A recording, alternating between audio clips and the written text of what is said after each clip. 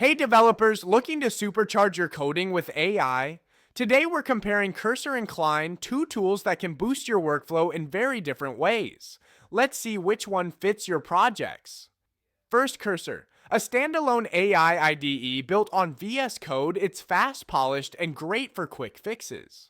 Features like intelligent code completion and multi-file editing make it ideal for small to mid-sized projects.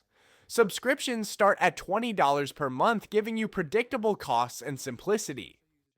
Next is Cline, an open source VS Code extension that's like a senior coding partner.